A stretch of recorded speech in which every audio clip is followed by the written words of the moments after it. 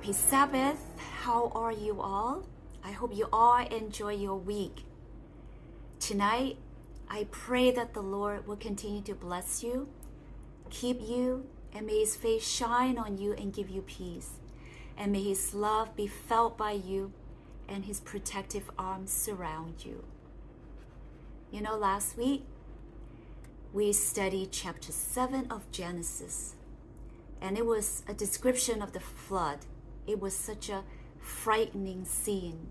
The water poured from the sky, the water bursting out from the ground, more like geysers of molten lava, and scalding water squeezed out of the earth's crust. Volcano erupting everywhere.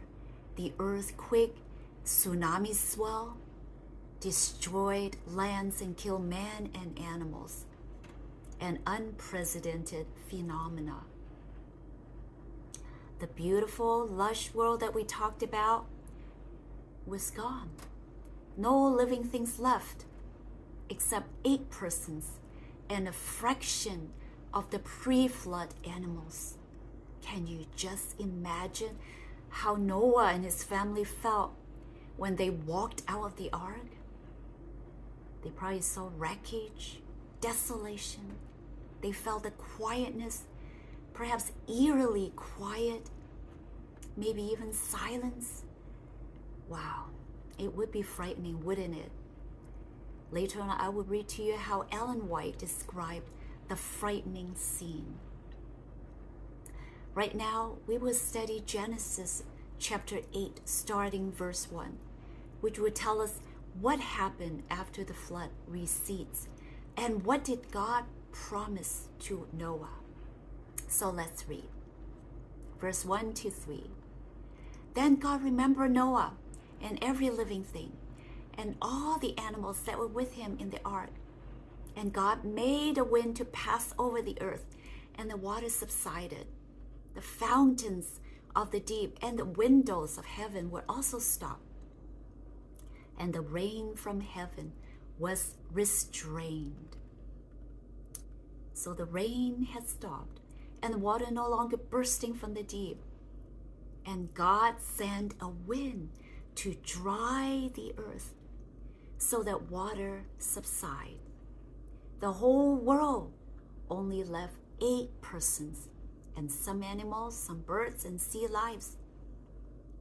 So what happened to those dead bodies, dead man body and animal bodies?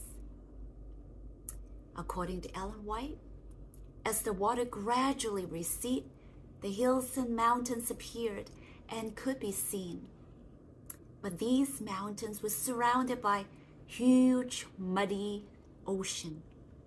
And there were dead bodies of men and animals everywhere. God did not allow these corpses and carcasses to decompose on its own, because it would pollute the air. So what did He do? He sent an intense wind to blow on the earth, and it dried up the waters. And the wind was so big that Ellen White said it even carried away the tops of the mountains, so that the trees, rocks, even gold, silver, precious stone, and dirt all mixed together and piled up, covering the dead bodies. God made the earth a huge cemetery. So how many people were buried? Well, some educators were trying to estimate the pre-flood population. So they guessed, because of their long lifespan, I mean, they lived until like almost 1,000 years old. So the amount of people died and buried could be as many as 4 billion. And verse 1 said, God remembered Noah and every living thing. This is not to imply that during the days of the flood, God had forgotten His righteous Noah. The verb remember here means special attention or personal care that God gave to His own Noah, his family, and the living things. Now let's read on, verse 3 to 5. And the water receded continually from the earth. At the end of the 150 days, the water decreased. Then the ark rested in the 7th month, the 17th day of the month, on the mountains of Ararat. And the waters decreased continually until the 10th month. In the 10th month, on the first day of the month, the tops of the mountains were seen. So after 150 days, the water decreased and the ark rested on the mountains of Ararat. So where is the mountains of Ararat now? Well, many scholars think it is in eastern Turkey and lying at the outside borders of modern Armenia. You know, Ararat is not a mountain, but it's actually a mountain range. Despite lying outside the borders of today's Armenia, the mountains are their national symbol and has been considered to be their sacred mountain. So the Armenians always consider the mountain range of Ararat their mountain. And you know, in their coat of arms, the Armenians' coat of arms, you know, they even have Mount Ararat along with Noah's Ark there. I'm going to show you the picture. So why the land doesn't belong to Armenia then? Well, the land used to belong to them. But in 1923, I read that a peace treaty drafted between Turkey and the Soviet Union allotted this land to Turkey. The Bible said the ark rested on land for 74 days after the end of the 150 days while the water was subsiding. Let's read on, and I will show you the calculation of how many days Noah was in the ark. Verses 6 to 14. So it came to pass at the end of 40 days that Noah opened the window of the ark which he had made. Then he sent out a raven, which kept going to and fro until the waters had dried up from the earth. He also sent out from himself a dove to see if the waters had receded from the face of the ground. But the dove found no resting place on the sole of her foot, and she returned into the ark to him, for the waters were on the face of the whole earth. So he put out his hand and took her, and drew her in the ark to himself. And he waited yet another 7 days. And again he sent the dove out from the ark. Then the dove came to him in the evening, and behold, a freshly plucked olive leaf was in her mouth. And Noah knew that the water has receded from the earth. So he waited yet another 7 days, and sent out the dove, which did not return again to him anymore. And it came to pass in the 601st year, in the first month, the first day of the month, that the water were dried up from the earth. And Noah removed the covering of the ark, and look, and indeed the surface of the ground was dried. And in the 2nd month, on the 27th day of the month, the earth was dried. So how many days Noah, his family members, and animals spent in the ark? Well, the rain began on the 17th day of the 2nd month of Noah's 600th birthday. And Noah came out of the ark on the 27th day of the 2nd month of his 601 birthday. Calculation. So the first instance at Genesis chapter 7 verse 11 marks when the rain began, which I mentioned. And then 5 months later, the ark rested on Ararat. Verse 4, right? We read that. And 2.5 months later, the mountains were seen from verse 5. And after another 3 months passed, Noah removed the covering of the ark in verse 13. Finally, Noah, his family, and animals went out of the ark 57 days later. On the 27th day of the second month of Noah's 601st and first birthday. So the days between each date, assuming 30-day month, are 150 plus 74 plus 90 plus 57, totaling over 371 days that Noah and his family and the animals spent in the ark. And this calculation is not including the 7 days before the rain actually began.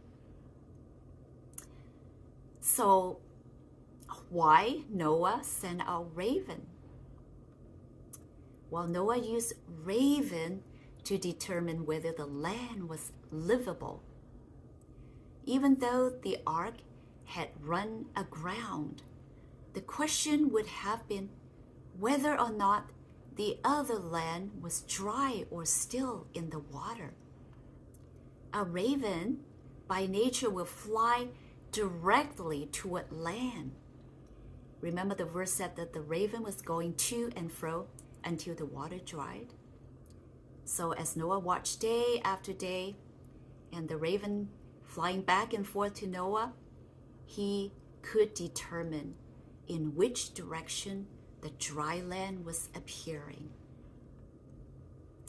So what is the significance of the dove returning with olive leaf? The dove returned in his beak was a freshly plucked olive leaf, the verse said, right? Olives don't grow in high elevation. And the fresh leaf was a sign to Noah that the water had receded from the earth. Furthermore, the modern symbol of peace, represented by dove carrying an olive branch in its beak, you have seen it, right? So its origin is from this story. It signaled the end of God's judgment.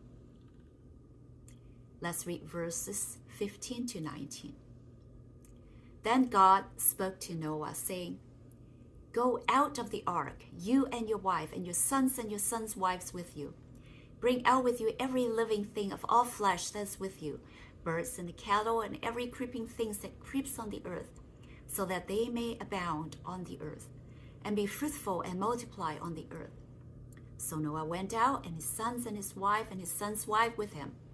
Every animal, every creeping thing, every bird, and whatsoever creeps on the earth, according to their families, went out of the ark.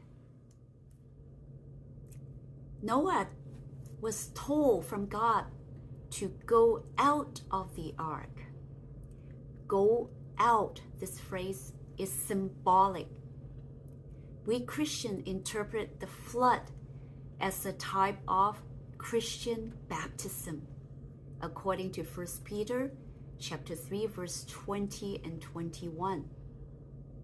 You see Noah and his family going out of the ark. They are actually emerging out of the waters of death into a new life. And baptism is our emerging out of the water of death spiritually into new life in Christ. Now let's read verses 20 to 22. Then Noah built an altar to the Lord and took of every clean animal and of every clean bird and offered burnt offerings on the altar. And the Lord smelled a soothing aroma. Then the Lord said in his heart, "I will never again curse the ground for man's sake, although the imagination of man's heart is evil from his youth, nor will I again destroy every living thing as I have done. While the earth remains, seed time and harvest, cold and heat, winter and summer, and day and night shall not cease." Noah built an altar, demonstrated his gratitude to God. It is also an act of atonement. Despite human beings has a tendency to sin, but atonement, meaning forgiveness of sin, is possible through sacrifices. Ever since the time of Adam and Eve, right? You remember Cain and Abel, they offered sacrifices. The Lord regarded this sacrifice as a sweet savor or soothing savor, or more literally, a smell of satisfaction. And God promised never again to curse the ground. And this cursing the ground here is not referring to what he told Adam as cursing the ground for planting for food in Genesis chapter 3. What he's saying here is he'll never destroy the earth by a global flood. Genesis 8:22 guarantees that after the flood, the seasonal cycle will continue uninterrupted while the earth remains. That means until the end of time. And this was God's promise, a covenant of God and man. And he used the rainbow as the sign to assure humanity that the world will not be destroyed by water again. So now let's go on to chapter 9. It continues the story. Let's read verse 1 to 3. So God blessed Noah and his sons and said to them, "Be fruitful and multiply and fill the earth. And the fear of you and the dread of you shall be on every beast of the earth, on every bird of the air, on all that move on the earth, and on all the fish of the sea. They are given into your hand. Every moving thing that lives shall be food for you. I have given you all things, even as the green herbs." God commanded Noah to be fruitful and fill the earth, the same command that he had given originally to Adam and Eve. We can see that God's purpose to populate the world did not change. It was to go forth. So as Noah looked upon the powerful beasts of prey that came forth with him from the ark, he was so afraid. He feared for himself and his family because human being was outnumbered by beasts. Human beings were only 8. But animals were much, much more. And they could destroy them. But the Lord sent an angel to his servant with the assuring message that the beasts would be afraid of him. Even the birds and all the creeping, crawly things of the earth, even the animals in the ocean would be afraid of human. God also said, man is free to eat animals for sustenance because green things have been destroyed. He allowed them to eat the flesh of the clean animals that have been preserved in the ark. Now we can see why the clean animals were 7 pairs and unclean only 2 pairs. Clean animals were needed for sacrifices and for food. Now let's read verses 4 to 7. But you shall not eat flesh with its life, that is its blood. Whoever shed men's blood, by men his blood shall be shed. For in the image of God he made them. And as for you, be fruitful and multiply. Bring forth abundantly in the earth and multiply in it. Capital punishment was pronounced here. When anyone kills or takes human life, even the animals, they shall pay with their own life. So it was unlawful for man and beasts to take human life.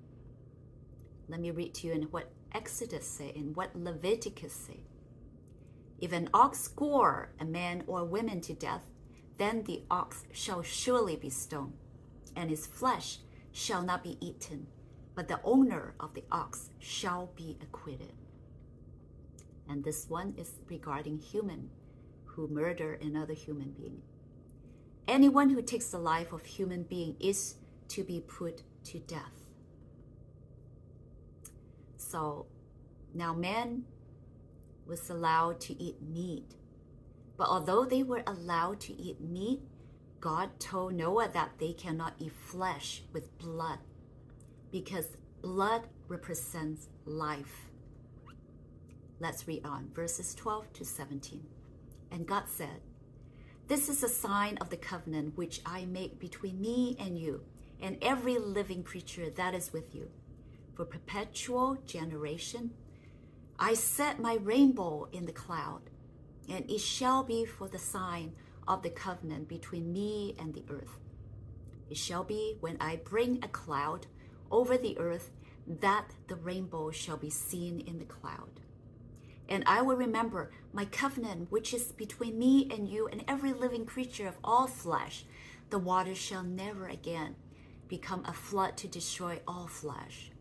The rainbow shall be in the cloud, and I will look on it to remember the everlasting covenant between men and every living creature of all flesh that is on the earth."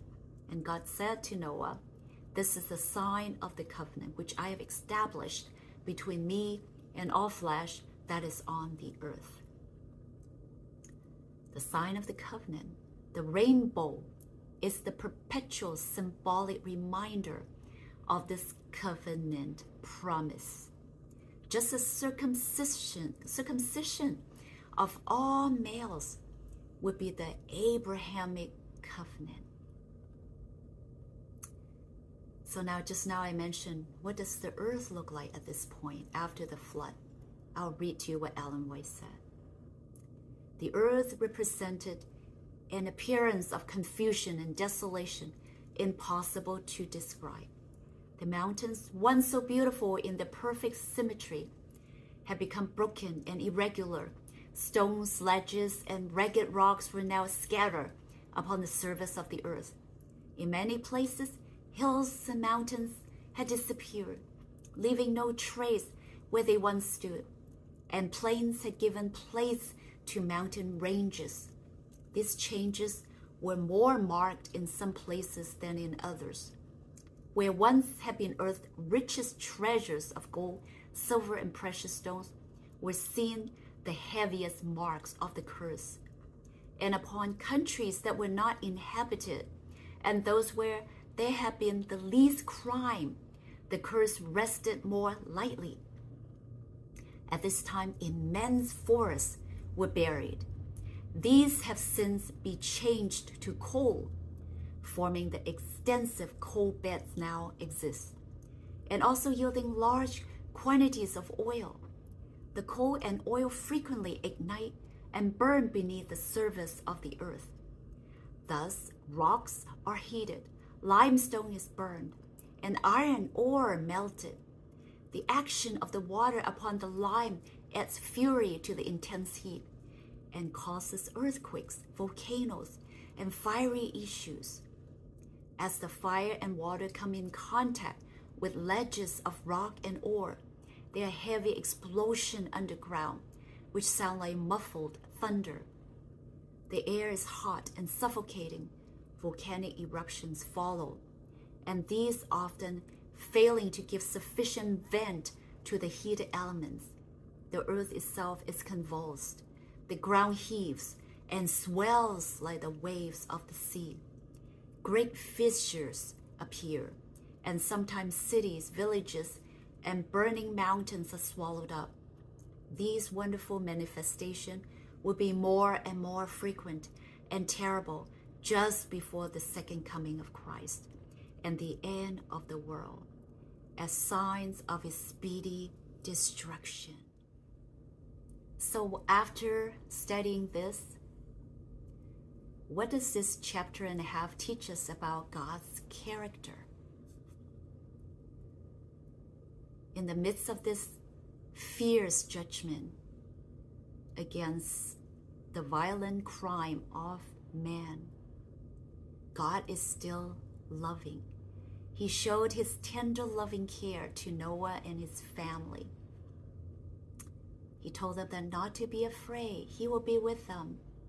He will protect them from the ferocious beasts, and that he makes the beasts afraid of man. And I also see that God likes to make promise. He assures man. He knows that man is weak. And he tells them that he will never destroy the earth with flood. And number 2 question, what does this chapter tell us about who we are as human? We are fragile. We are weak. We really cannot survive on our own. We need God. 3rd question, what does it tell us how we should live? We, the weak, need to connect with the Almighty God every moment of our life. Next week, we will continue. Happy Sabbath.